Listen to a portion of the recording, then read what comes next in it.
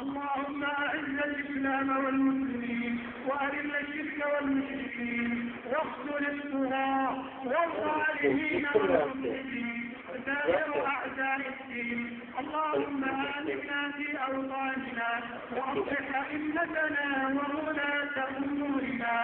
اللهم ألف بالحق إمامنا وولي أمرنا.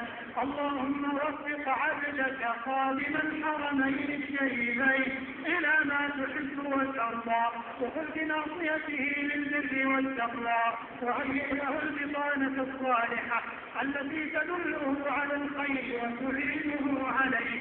اللهم أسبغ عليه لباس الصحة والعافية واجزه عن الإسلام والمسلمين خير الجزاء.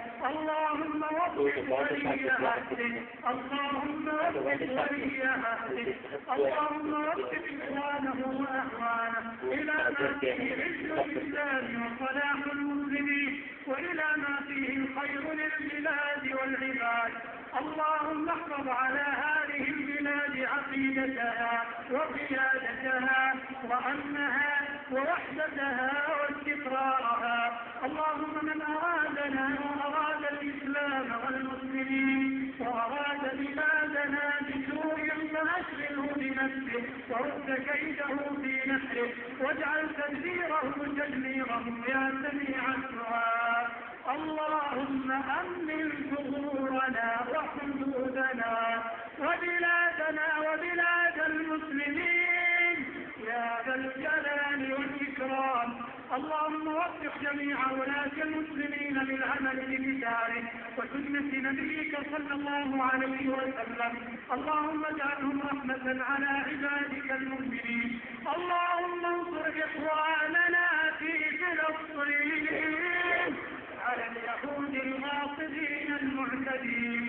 اللهم انقذ المسجد الأقصى من براثن اليهود المعتدين المحتدين. اللهم اجعله شامخا عزيزا إلى يوم الدين.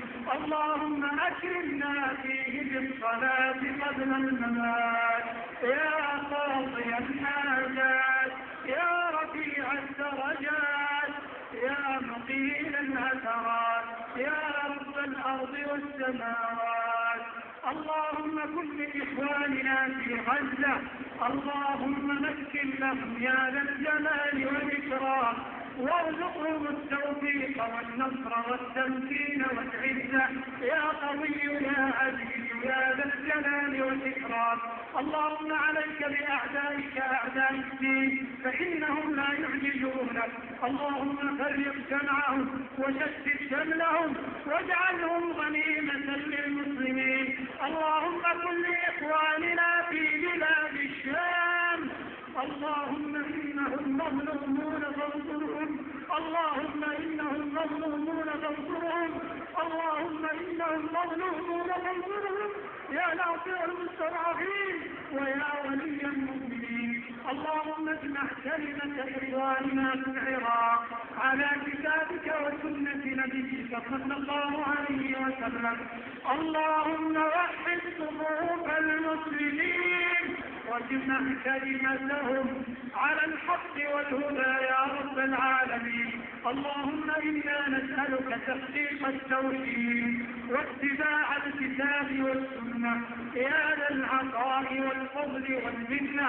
اللهم احفظ المسلمين من الفتن ما ظهر منها وما بطن. اللهم أصلح أحوالهم. اللهم احقن دماءهم. اللهم احقن دماءهم. اللهم احقن دماءهم يا ذا الجلال والإكرام يا رب العالمين.